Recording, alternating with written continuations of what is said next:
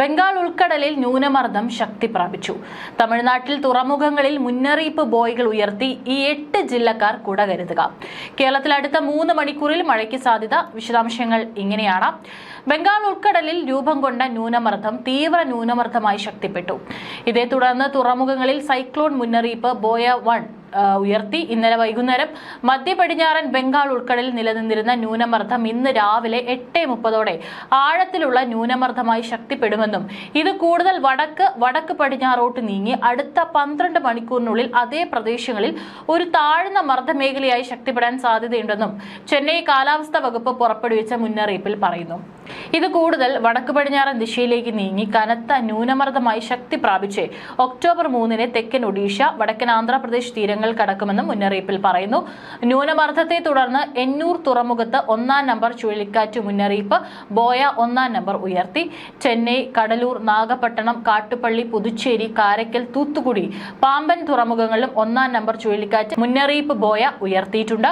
തെക്കൻ തമിഴ്നാട് തീരം, തെക്ക് പടിഞ്ഞാറൻ ബംഗാൾ ഉൾക്കടൽ, വടക്കൻ തമിഴ്നാട് തീരം, ഗൾഫ് ഓഫ് മാന്നാർ, അതിനോട് ചേർന്ന കന്യാകുമാരി പ്രദേശം എന്നിവിടങ്ങളിലും മണിക്കൂറിൽ 40 മുതൽ 50 കിലോമീറ്റർ വരെയും ചില അവസരങ്ങളിൽ 60 കിലോമീറ്റർ വരെയും വേഗതയിലും ശക്തമായ കാറ്റിനും മോശം കാലാവസ്ഥയ്ക്കും സാധ്യത.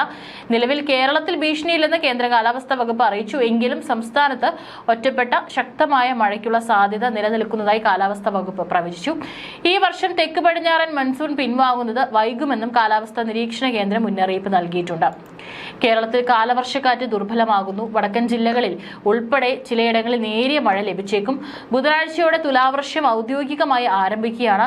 കാലവർഷക്കാറ്റിന്റെ സ്വാധീനത്തിൽ പെയ്യുന്ന മഴയും ഇനി തുലാവർഷ കണക്കിലായിരിക്കും ഉൾപ്പെടുത്തുക. വടക്ക് കിഴക്കൻ മൺസൂണാണ് കേരളത്തിന്റെ തുലാവർഷം. തുലാമാസത്തിൽ തുടങ്ങുന്ന സംസ്ഥാനത്തെ 2ാമത്തെ മഴക്കാലമാണിത്. ഒക്ടോബർ മുതൽ ഡിസംബർ വരെ ഇത് നീളും. ഡിസംബർ അവസാനത്തോടെ മഴയ്ക്ക് ശക്തി കുറഞ്ഞു തുടങ്ങും. ഒക്ടോബറിലാണ് കൂടുതൽ മഴ ലഭിക്കുക. കനത്ത മഴയും ഇടിമിന്നലുമാണ് തുലാവർഷത്തിന്റെ പ്രത്യേകത. ഉച്ചയ്ക്ക് ശേഷമായിരിക്കും മഴ. ഉച്ചവരെ കനത്ത ചൂടായിരിക്കും. ശേഷം ഇരുണ്ടുമൂടി ഇടിമിന്നലുമായി മഴയെത്തുന്നു. തുടർച്ചയായി മഴ പെയ്യുന്നതിനിടയിൽ നല്ല വെയിലുള്ള ഇടവേളകളും ഉണ്ടാകും. പശ്ചിമഘട്ടം കടന്നു വരുന്ന മഴമേഘങ്ങളാണ് കേരളത്തിൽ തുലാവർഷം പെയ്യിക്കുന്നത്. വടക്കൻ കേരളത്തെ അപേക്ഷിച്ച് തെക്കൻ കേരളത്തിലാണ് ഇക്കാലത്ത് കൂടുതൽ മഴ ലഭിക്കുക. തുലാവർഷത്തിന്റെ ശക്തി കുറയുന്നതോടെ തണുപ്പുകാലം തുടങ്ങും. സംസ്ഥാനത്ത് മഴ മുന്നറിയിപ്പിൽ മാറ്റമുണ്ട്. അടുത്ത 5 ദിവസം കേരളത്തിൽ നേരിയ മഴ തുടരുമെന്നാണ് കാലാവസ്ഥാ വകുപ്പ് അറിയിച്ചിരിക്കുന്നത്. കേന്ദ്ര കാലാവസ്ഥാ വകുപ്പിന്റെ അടുത്ത 5 ദിവസത്തേക്കുള്ള മഴ സാധ്യതാ പ്രവചനത്തിൽ ഒരു ജില്ലകളിലും പ്രത്യേക മഴ മുന്നറിയിപ്പുകൾ പ്രഖ്യാപിച്ചിട്ടില്ല. എന്നാൽ ഇന്ന് 14 ജില്ലകളിൽ നേരിയ മഴ സാധ്യത നിലനിൽക്കുന്നുണ്ട്. അടുത്ത 3 മണിക്കൂറിൽ കേരളത്തിലെ കൊല്ലം, ആലപ്പുഴ, എറണാകുളം, തൃശൂർ, പാലക്കാട്, മലപ്പുറം, കോഴിക്കോട്, വയനാട്, കണ്ണൂർ, കാസർഗോഡ് ജില്ലകളിലും ഒറ്റപ്പെട്ടയിടങ്ങളിൽ നേരിയ മഴയ്ക്ക് സാധ്യതയുണ്ടെന്നും കേന്ദ്ര കാലാവസ്ഥാ വകുപ്പ് അറിയിച്ചു. അടുത്ത 3 മണിക്കൂറിലും കേരളത്തിൽ കൊല്ലം, ആലപ്പുഴ, എറണാകുളം, തൃശൂർ, പാലക്കാട്, മലപ്പുറം, കോഴിക്കോട്, വയനാട്, കണ്ണൂർ, കാസർഗോഡ് ജില്ലകളിലും ഒറ്റപ്പെട്ടയിടങ്ങളിൽ നേരിയ മഴയ്ക്ക് സാധ്യതയുണ്ടെന്നും കേന്ദ്ര കാലാവസ്ഥാ വകുപ്പ് അറിയിച്ചു. പ്രത്യേക ജാഗ്രതാ നിർദ്ദേശമുണ്ട്. 2/10/2025 ഗുജറാത്ത് തീരം, വടക്ക് കിഴക്കൻ അറബിക്കടൽ, അതിനോട് ചേർന്ന വടക്ക് പടിഞ്ഞാറൻ അറബിക്കടൽ, മധ്യ കിഴക്കൻ അറബിക്കടൽ, ഗൾഫ് ഓഫ് മാന്നാർ, അതിനോട് ചേർന്ന കന്യാകുമാരി പ്രദേശം, വടക്ക് പടിഞ്ഞാറൻ ബംഗാൾ ഉൾക്കടൽ, മധ്യ പടിഞ്ഞാറൻ ബംഗാൾ ഉൾക്കടൽ, അതിനോട് ചേർന്ന പ്രദേശങ്ങൾ, ആന്ധ്രാപ്രദേശ്, ഒഡീഷ, പശ്ചിമ ബംഗാൾ, ബംഗ്ലാദേശ് തീരങ്ങളോട് ചേർന്ന പ്രദേശങ്ങൾ എന്നിവിടങ്ങളിലും മണിക്കൂറിൽ 40 മുതൽ 50 കിലോമീറ്റർ വരെയും ചില അവസരങ്ങളിൽ 60 കിലോമീറ്റർ വരെയും വേഗതയിലും ശക്തമായ കാറ്റിനും മോശം കാലാവസ്ഥയ്ക്കും സാധ്യതയുണ്ട്. വടക്കൻ ഗുജറാത്ത് തീരം, അതിനോട് ചേർന്ന തെക്കൻ ഗുജറാത്ത് തീരങ്ങൾ, അതിനോട് ചേർന്ന കടൽ പ്രദേശങ്ങൾ, വടക്കൻ ആന്ധ്രാപ്രദേശ്, ഒഡീഷ, മധ്യ ബംഗാൾ ഉൾക്കടൽ, വടക്കൻ ബംഗാൾ ഉൾക്കടൽ എന്നിവിടങ്ങളിലും മണിക്കൂറിൽ 45 മുതൽ 55 കിലോമീറ്റർ വരെയും ചില അവസരങ്ങളിൽ 65 കിലോമീറ്റർ വരെയും വേഗതയിലും ശക്തമായ കാറ്റിനും മോശം കാലാവസ്ഥയ്ക്കും സാധ്യതയുണ്ടെന്നാണ് നിർദ്ദേശം. ഇടിമിന്നൽ ജാഗ്രതാ നിർദ്ദേശം. കേരളത്തിൽ ഒറ്റപ്പെട്ട ഇടങ്ങളിൽ ഇന്നും നാളെയും ഇടിമിന്നലോടുകൂടിയ മഴയ്ക്ക് സാധ്യതയുണ്ടെന്ന് കേന്ദ്ര കാലാവസ്ഥാ വകുപ്പ് അറിയിച്ചു. ഇടിമിന്നൽ അപകടകാരികളാണ്. അവ മനുഷ്യന്റെയും മൃഗങ്ങളുടെയും ജീവനും വൈദ്യുതി ആശയവിനിമയ ശൃംഖലകൾക്കും വൈദ്യുതി ചാലകങ്ങളുമായി ബന്ധിപ്പിച്ചിട്ടുള്ള വീട്ടുപകരണങ്ങൾക്കും വലിയ നാശനഷ്ടം സൃഷ്ടിക്കുന്നുണ്ട്. ആയതിനാൽ പൊതുജനങ്ങൾ താഴെ പറയുന്ന മുൻകരുതൽ കാർമേഘം കണ്ടു തുടങ്ങുന്ന സമയം മുതൽ തന്നെ സ്വീകരിക്കേണ്ടതാണ്. ഇടിമിന്നൽ എപ്പോഴും ദൃശ്യമാകണമെന്നില്ലാത്തതിനാൽ ഇത്തരം മുൻകരുതൽ സ്വീകരിക്കുന്നതിൽ നിന്ന് വിട്ടുനിൽക്കരുത്. ഇടിമിന്നലിന്റെ ആദ്യ ലക്ഷണം കണ്ടു കഴിഞ്ഞാൽ ഉടൻ തന്നെ സുരക്ഷിതമായ കെട്ടിടത്തിനുള്ളിലേക്ക് മാറുക. തുറസായ സ്ഥലങ്ങളിൽ തുടരുന്നത് ഇടിമിന്നലേൽക്കാനുള്ള സാധ്യത വർദ്ധിപ്പിക്കും. ശക്തമായ കാറ്റിനും ഇടിമിന്നലിനും സാധ്യതയുള്ള ഘട്ടത്തിൽ ജനലും വാതിലും അടച്ചിടുക. വാതിലിനും ജനലിനും അടുത്ത് നിൽക്കാതിരിക്കുക. കെട്ടിടത്തിനകത്ത് തന്നെ ഇരിക്കുകയും പരമാവധി ഭിത്തിയിലോ തറയിലോ സ്പർശിക്കാതിരിക്കാൻ ശ്രമിക്കുകയും ചെയ്യുക. ഗൃഹോപകരണങ്ങളുടെ വൈദ്യുതി ബന്ധം വിച്ഛേദിക്കുക. വൈദ്യുതി ഉപകരണങ്ങളുമായുള്ള സാമീപ്യം ഇടിമിന്നലുള്ള സമയത്ത് ഒഴിവാക്കുക. ഇടിമിന്നലുള്ള സമയത്ത് ടെലിഫോൺ ഉപയോഗിക്കുന്നത് ഒഴിവാക്കണം. മൊബൈൽ ഫോൺ ഉപയോഗിക്കുന്നത് കൊണ്ട് കുഴപ്പമില്ല. അന്തരീക്ഷം മേഘാവൃതമാണെങ്കിൽ തുറസായ സ്ഥലത്തും ടെറസിലും കുട്ടികൾ ഉൾപ്പെടെ കളിക്കുന്നത് ഒഴിവാക്കുക.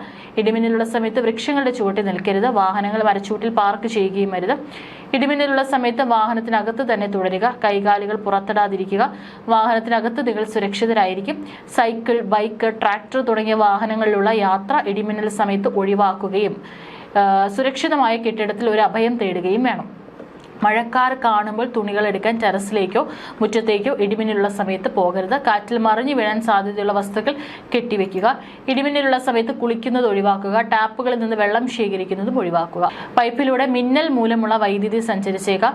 ഇടിമിന്നൽ ഉണ്ടാകുമ്പോൾ ജലാശയത്തിൽ മീൻ പിടിക്കാനോ കുളിക്കാനോ ഇറങ്ങാൻ പാടില്ല. കാർമേഘങ്ങൾ കണ്ടു തുടങ്ങുമ്പോൾ തന്നെ മത്സ്യബന്ധനം, ബോട്ടിംഗ് തുടങ്ങിയ പ്രവൃത്തികൾ നിർത്തിവെച്ച് ഉടനെ അടുത്തുള്ള കരയിലേക്ക് എത്താൻ ശ്രമിക്കണം. ഇടിമിന്നലുള്ള സമയത്ത് ബോട്ടിന്റെ ഡെക്കിൽ നിൽക്കരുത്. ചൂണ്ടയിടുന്നതും വലയെറിയുന്നതും ഇടിമിന്നലുള്ള സമയത്ത് നിർത്തിവെക്കണം.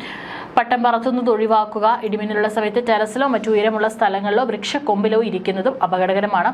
വളർത്തുമൃഗങ്ങളെ തുറസായ സ്ഥലത്ത് ഈ സമയത്ത് കെട്ടരുത്. അവയെ അഴിക്കുവാനും സുരക്ഷിതമായി മാറ്റി കെട്ടുവാനും മഴമേഘം കാണുന്ന സമയത്ത് പോകരുത്. ഇത് നിങ്ങൾക്ക് മിന്നലേൽക്കാൻ കാരണമായേക്കാം.